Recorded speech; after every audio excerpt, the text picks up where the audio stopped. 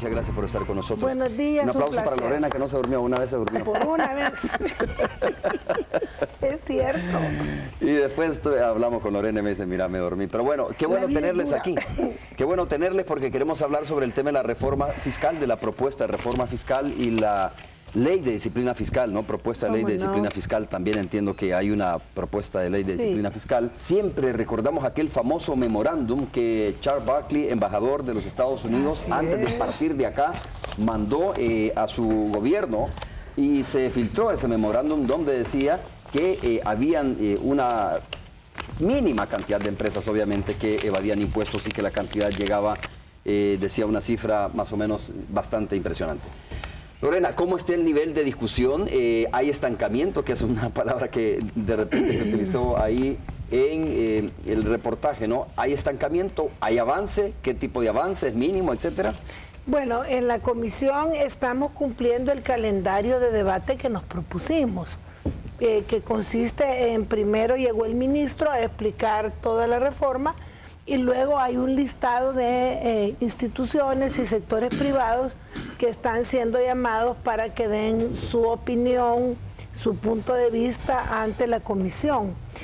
Solamente nos falta invitar a Fedecases. Por ahí ha pasado Avanza, por ahí ha pasado la NEP, la Asociación de Libreros, en fin, una serie de actores nacionales que han expresado su deseo de opinar sobre la reforma. Entonces yo no lo llamo estancado porque estamos cumpliendo con el debate. Si no cumpliéramos con el debate dirían madrugón, y si cumplimos con el debate no le podemos decir estancado. Pero más importante que eso, creo yo, es que la ciudadanía está teniendo los elementos suficientes para conocer el contenido de la reforma y los puntos de vista de los diferentes partidos políticos y de diferentes sectores de la vida nacional. Eso es muy importante, siendo que los impuestos los paga todo el mundo. Es bueno que se conozcan las diferentes opiniones. Eso respecto al proceso, ¿verdad? Bueno, lo primero que yo quiero decirles es de que esta reforma tributaria que está planteada obedece a tres grandes necesidades, a muchas, pero hay tres que yo quiero destacar.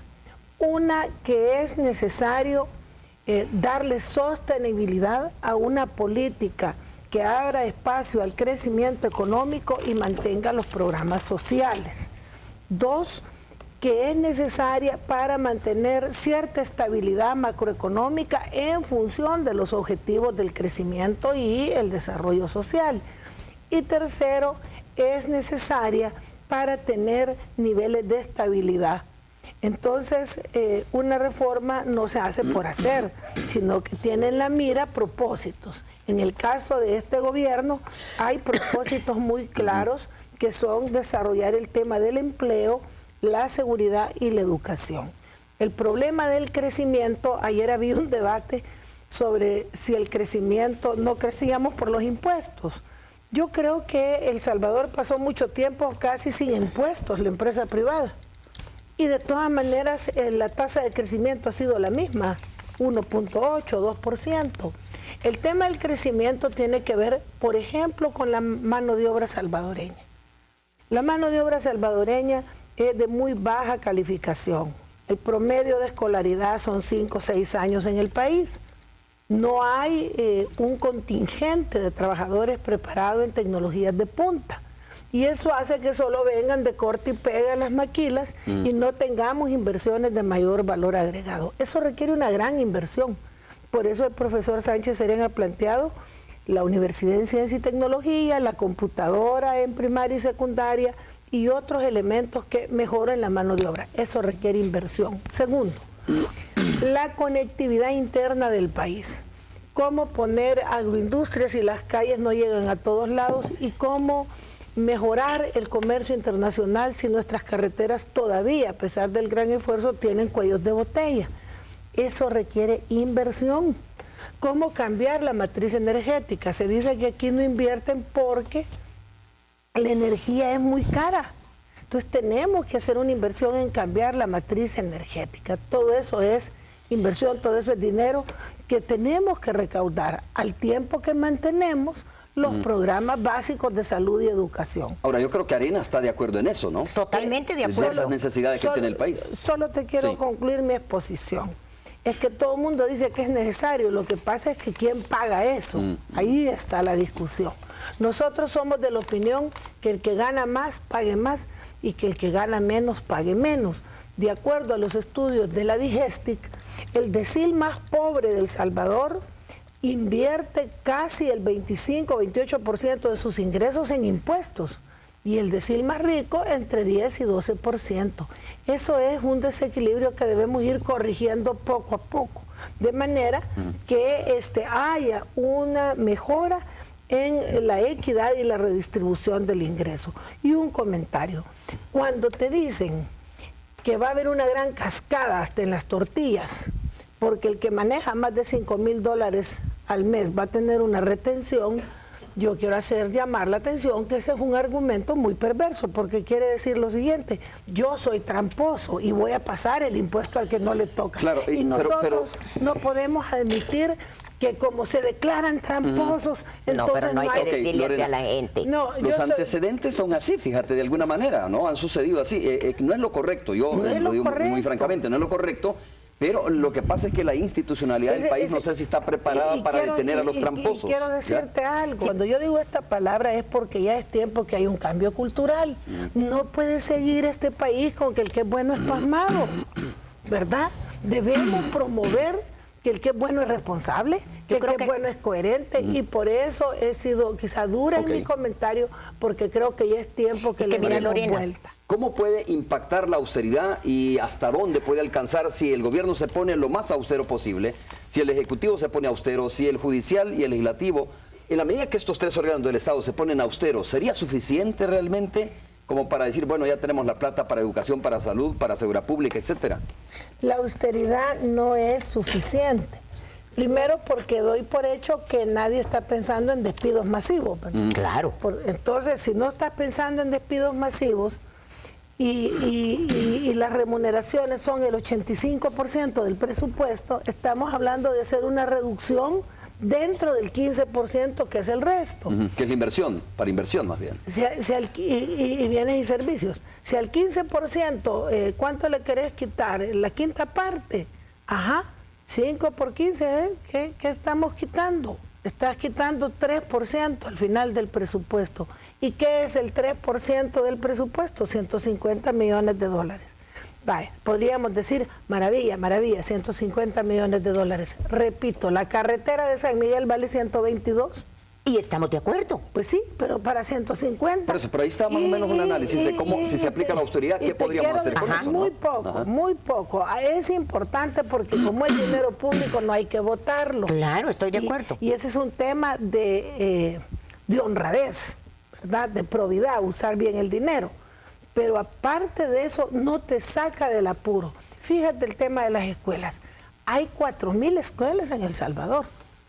Y hay que darles mantenimiento y algunas hasta reconstruirlas.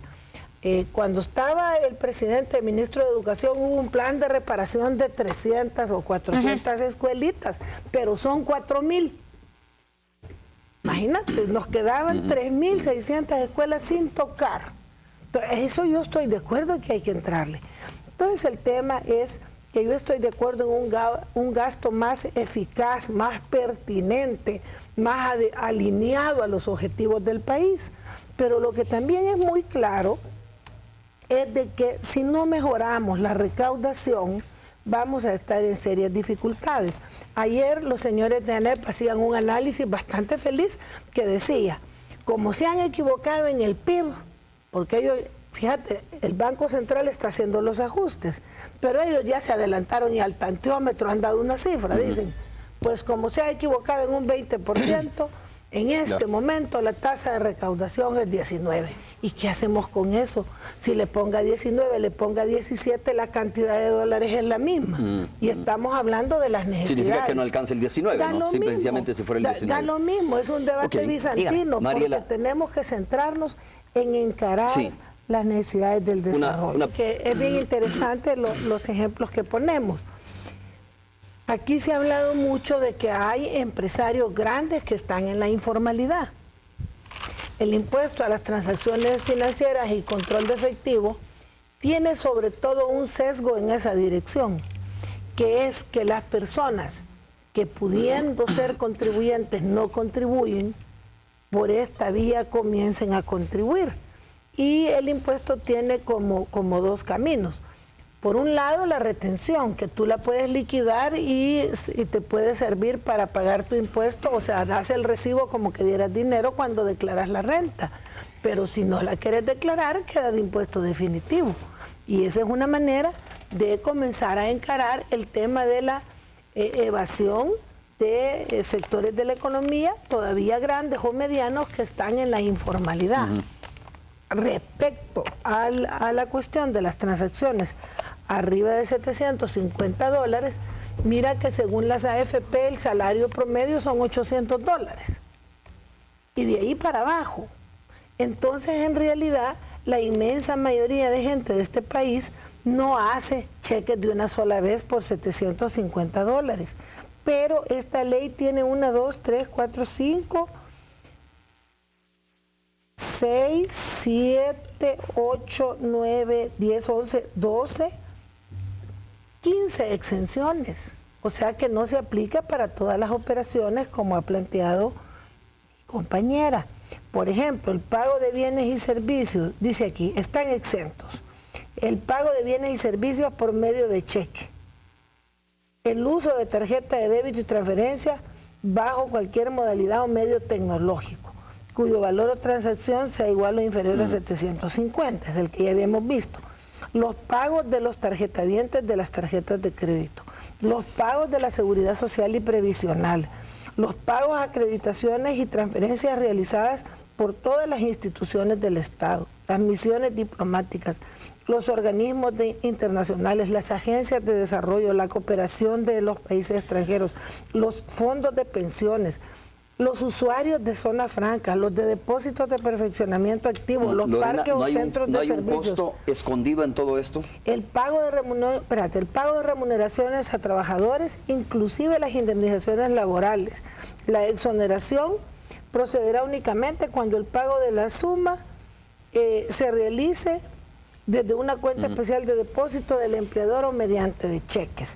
El pago de préstamos, ahí estaba alguien diciendo de que cuando esté pagando la casa, no sé qué, no, el pago de préstamos está... Pero vaya, entonces viene y me dice, mire, don Romeo, ahora el hierro le va a costar tanto porque a mí me pusieron un impuesto. Claro. Entonces vengo yo, pues de igual manera ese costo, por eso hablaba yo de un costo escondido. Ese es el costo escondido. Y si no lo hemos entendido bien, pues explíquenos, ¿no? ¿Cómo funciona eso? Por eso es que yo sí creo que ahí es donde debe funcionar la institucionalidad del país. Claro. Pero sí viene trasladándose eso hasta que al final construyo la casa y me sale... y cobrarte 10, me son las 12. Explícame eso, vamos a ver, ¿cómo le explican ustedes ante esa pregunta? El planteamiento es que deben tener una cuenta de cheques para eso, de manera que no se confundan sus operaciones personales con las operaciones empresariales. Pero de ahí te quiero poner otro detalle. Suponete que el empresario hay un error y le cobran, y él va y gasta $50,000, estamos de acuerdo, ¿verdad?, en materiales. Entonces, por eso va a pagar, ya te voy a decir. Quítale los 750. Sí, vaya, vamos a hacer la correcta, para que miren, 500,000 menos 750, tenemos que él va a pagar un impuesto por 499,000. Y como es el 2.5 por 1,000, lo dividimos entre 1,000, le das por 2.5 y este señor pagaría $1,248 de impuesto. De impuesto por $500,000, ¿verdad? Que si lo divides entre 500,000, pues te sale el 0.002%. Okay. Yo quiero comentar algunas cosas. Lo primero es que el impuesto a bienes inmuebles suntuarios es clásico de eso de que el que gana más paga más. Yo no sé, todos los salvadoreños que me están oyendo saben cuánto vale su casa. Claro, yo estoy totalmente de acuerdo. Entonces, una casa... Su casa de habitación. De habitación, sí, o de casa de playa. Estoy hablando para empezar de la de habitación, que pusiste el ejemplo. Una casa de $350,000, de verdad que solo la puede tener alguien que gane de 8. Perdóname, yo no he hablado de la de la $350,000 de la casa de habitación. Está poniendo los dos escenarios, ¿no? Primero la que es de habitación y luego dice... Ahora es mi turno, ¿no? Yo ya voy a todo. Una casa que vale más de $350,000 solo la tiene alguien que puede ganar $9,000, $10,000, $12,000. ¿Y quiénes son esas personas en El Salvador? Les voy a dar un dato. Solo hay 18,000 contribuyentes que ganan más de $6,000 en este país. ¿Cuántos? 18,000 contribuyentes que ganan más de $6,000 en el país. Porque a veces hablamos como que el país tiene una clase media próspera, extendida. No. Entonces, este tipo de impuestos es para aquellos que tienen la capacidad de tener casas arriba de $350,000 o que en el conjunto de sus bienes suman arriba de $350,000. Esa es una. Donde yo sí creo que podemos matizar el proyecto es en las casas de descanso, porque yo hago la broma que nos van a matar los de San Blas, porque ahí hay un montón de casitas de descanso muy propias de la clase media que de verdad les han costado, que valen sus 30,000, sus 20,000, sus 50. Yo he hecho hasta mi sondeíto de cuánto más o menos cuestan, y yo ahí sí creo de que esta clase media que ha logrado hacerse de ese bien, habría que ponerle un piso exento, para que de verdad nos aseguremos el principio de que el que gana más o tiene más, pague más. Ahí yo creo que podemos perfeccionar esa parte de la ley. Lo mismo en lo de las transacciones. Yo creo que podemos perfeccionar el piso que han puesto de los cheques y el piso del pago a cuenta, porque el pago a cuenta no es un impuesto, sino que es un mecanismo de control. La otra cosa es que yo no creo que el impuesto a las transacciones va a hacer que la gente ande con la maleta de dinero por todos lados. Eso solo lo hacen los que lavan dólares. O sea, porque hay quien dice de que ya no van a ir al banco y cómo van a andar con el millón a ver si se los quitan por todos lados. No, y si van a otro país la van a cobrar más. En toda Centroamérica cobran. Ese es otro detalle. No es cierto que de aquí se van a ir a otro país de Centroamérica, porque en toda Centroamérica este impuesto que estamos hablando ya lo cobran. Y en Estados Unidos peor. Y en Sudamérica yo me he indagado peor. Lorena, pero voy a insistir sobre un tema. ¿Está preparado el Estado del gobierno para el tema de la posible efecto de cascada? Aunque yo sé que eso puede llamársele como tú quieras, irresponsabilidad de quienes trasladan, aún sabiendo que su margen de utilidades les permitiría absorber ese costo, pero de todas formas conocemos cómo funciona esto, ¿no? Termina siendo un efecto de cascada. Eso lo debe controlar el Estado en la medida de sus capacidades, pero yo te voy a decir algo. Los que están en contra de este impuesto no le ven a veces problema al IVA, que sí es un impuesto al consumo, que sí sube el precio. Porque la ventaja de los impuestos directos es que no están marcados sobre el precio, sobre el consumo final, ¿verdad? Entonces yo creo de que esta discusión tenemos que verla en el contexto estratégico del espacio fiscal que el país necesita para salir adelante. Está claro que tenemos que hacer, y por eso estoy yo de acuerdo en los dos enfoques. Uno, racionalizar el gasto. Y que el gasto sea pertinente, eficaz y alineado a los objetivos del desarrollo. No que a mí se me va a ocurrir hoy hacer una pieza para ir a la NASA, aunque aquí no hayan cohetes, ¿verdad? No podemos estar invirtiendo en tonteras. Tenemos que estar alineados a lo que necesita el país, y en eso todos coincidimos. Y pero por el otro lado, debe haber más ingresos. La ley de responsabilidad fiscal tenemos que también discutirla a fondo. Nosotros estamos comprometidos, el FMLN está comprometido con los dos temas: mejorar ingresos, mejorar gasto y controlar el crecimiento del gasto. Las pymes son las que pagan, las grandes empresas se evaden por medio de artificios contables. Por eso el impuesto al control de efectivo, que es que arriba de transacciones que sumen $5,000 al mes, dejarías un 2.5 por mil, eso ayudaría a que los que evaden paguen por esta vía, y si declaran pueden usar esto para pagar impuestos, y si no declaran queda como impuesto definitivo y tienen 2 años para hacer uso. O sea que es un mecanismo para controlar la evasión y la elusión. Lo que quiero decir es lo siguiente: como FMLN nosotros estamos listos para perfeccionar los proyectos que nos han llegado. También en el caso de la ley del libro no estamos de acuerdo en ponerle impuestos al tema de los libros. Sí a la ley de imprenta, pero no a lo de los libros. Lo de la ley de imprenta es porque si la televisión tiene noticieros y publicidad y paga impuestos, porque los periódicos que tienen un poquito de noticias y bastante publicidad no van a pagar. Hay que ir ordenando esas situaciones. Pero en lo que es el libro, nosotros compartimos las inquietudes de los señores de la Asociación de Libreros. Los demás impuestos creemos que son necesarios y que pueden ser perfeccionados en razón de todos los argumentos que hemos oído y los que estamos aportando los diferentes partidos políticos. Quiero decirles de que para que el país salga adelante necesita mayores recursos para poderle abrir el espacio fiscal al crecimiento económico y darle sostenibilidad a los programas sociales. Yo creo de que debemos cambiar culturalmente. Estamos muy acostumbrados a la evasión, a la trampa, aunque la palabra suena dura, pero hay mucha trampa. Y la otra cosa es que la transparencia es fundamental. Hay una ley de acceso a la información pública. Todo lo que hacemos los funcionarios públicos está en vitrina. Los impuestos son recursos públicos y también debe ser transparente quienes se apropian de los impuestos sin entregarlos al fisco, porque el que no declara se agarra el IVA que pagamos los consumidores y no entera su impuesto sobre la renta, que son recursos públicos, por ley están establecidos como tal. Y por eso pedimos transparencia y honestidad en lo público, pero también en las actividades del sector privado. Muchas gracias Mariela. Mariela y yo somos las que coordinamos este debate y ahí vamos a hacer nuestro mejor esfuerzo.